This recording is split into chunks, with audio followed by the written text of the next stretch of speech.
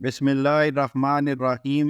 حضرت ابن عباس رضی اللہ تعالیٰ عنہ کہتے ہیں، مجھے ابو سفیان نے بتایا کہ ہریکل نے ان سے یہ کہا، میں نے تم سے دریافت کیا تھا کہ اس کے پیروکار ترقی پذیر ہیں یا روبہ انحطاط، تو تم نے بتایا کہ وہ دن بدن زیادہ ہوتے جا رہے ہیں۔ یقیناً ایمان کا معاملہ اسی طرح ہوتا ہے تاان کہ وہ پایہ تکمیل کو پہنچ جائے۔ پھر میں نے تم سے پوچھا، اس کے متبعین میں سے کوئی دین میں داخل ہونے کے بعد اسے برا سمجھتے ہوئے مرتد بھی ہو جاتا ہے؟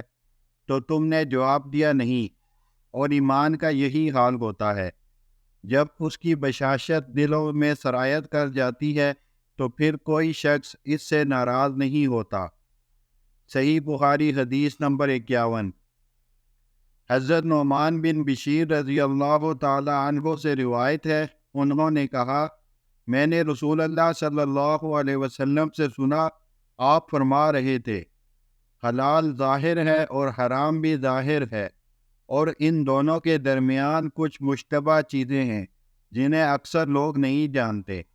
چنانچہ جو شخص ان مشتبہ چیزوں سے بچ گیا، اس نے اپنے دین اور اپنی آبرو کو بچا لیا، اور جو کوئی ان مشتبہ چیزوں میں مبتلا ہو گیا، اس کی مثال اس چرواہے کی سی ہے جو شاہی چراگاہ کے آس پاس اپنے جانوروں کو چرائے، قریب ہے کہ چراگاہ کے اندر اس کا جانور گھس جائے۔ آگاہ رہو کہ ہر بادشاہ کی ایک چراگاہ ہوتی ہے، خبردار، اللہ کی چراگاہ اس کی زمین میں حرام کردہ چیزیں ہیں۔ سن لو، بدن میں ایک ٹکڑا گوشت کا ہے، جب وہ سنور جاتا ہے تو سارا بدن سنور جاتا ہے، اور جب وہ بگڑ جاتا ہے تو سارا بدن خراب ہو جاتا ہے۔ آگاہ رہو، وہ ٹکڑا دل ہے۔ صحیح بخاری حدیث نمبر 52۔ حضرت ابو جمرہ سے روایت ہے، انہوں نے کہا، میں حضرت ابن عباس رضی اللہ تعالیٰ عنہ کے پاس بیٹھا کرتا تھا، وہ مجھے خاص اپنے تخت پر بٹھاتے۔ ایک دفعہ کہنے لگے، تم میرے پاس کچھ روز اقامت کرو، میں تمہارے لیے اپنے مال میں سے کچھ حصہ مقرر کر دوں گا۔ تو میں ان کے ہاں 2 ماہ تک اقامت پذیر رہا۔ پھر انہوں نے فرمایا، جب وفد عبد القیس نبی صلی اللہ علیہ وسلم کے پاس آیا تو آپ نے فرمایا، یہ کون لوگ ہیں یا کون سے نمائندے ہیں؟ انہوں نے کہا، ہم خاندان ربیہ کے لوگ ہیں۔ آپ نے فرمایا، تم آرام کی جگہ آئے ہو، نہ ذلیل ہوگے اور نہ شرمندہ۔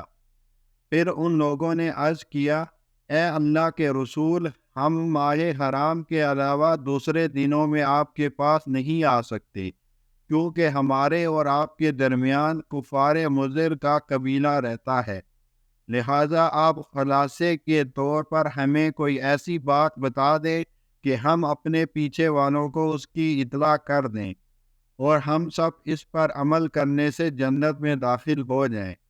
اور انہوں نے آپ سے مشروبات کے متعلق بھی پوچھا، تو آپ نے انہیں 4 باتوں کا حکم دیا اور 4 باتوں سے منع کیا۔ آپ نے انہیں اللہ پر ایمان لانے کا حکم دیا، پھر آپ نے فرمایا، تم جانتے ہو اکیلے اللہ پر ایمان لانا کیا ہے؟ انہوں نے کہا، اللہ اور اس کا رسول ہی خوب جانتے ہیں۔ آپ نے فرمایا، اس بات کی گواہی دینا کہ اللہ کے سوا اور کوئی لائق عبادت نہیں، اور حضرت محمد صلی اللہ علیہ وسلم اس کے رسول ہیں۔ نماز ٹھیک طریقے سے ادا کرنا، زکوٰۃ دینا، رمضان کے روزے رکھنا، اور مال غنیمت سے 5واں حصہ ادا کرنا، اور شراب سازی کے 4 برتنوں یعنی بڑے مٹکوں، کدو سے تیار کردہ پیالوں، لکڑی سے تراشے ہوئے لگن اور تارکول سے رنگے ہوئے روغنی برتنوں سے انہیں منع کیا۔ پھر آپ نے فرمایا، ان باتوں کو یاد رکھو اور اپنے پیچھے والوں کو ان سے مطلع کر دو۔ صحیح بخاری حدیث نمبر 53۔ حضرت عمر رضی اللہ عنہ سے روایت ہے، رسول اللہ صلی اللہ علیہ وسلم نے فرمایا، اعمال کا مدار نیت پر ہے، ہر انسان کو وہی ملے گا جو اس نے نیت کی۔ اگر کوئی اپنا وطن اللہ اور اس کے رسول کے لیے چھوڑتا ہے تو اس کی ہجرت اللہ اور رسول کے لیے ہوگی۔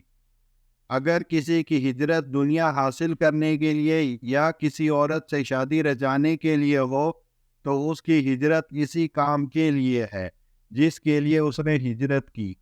صحیح بخاری حدیث نمبر 54۔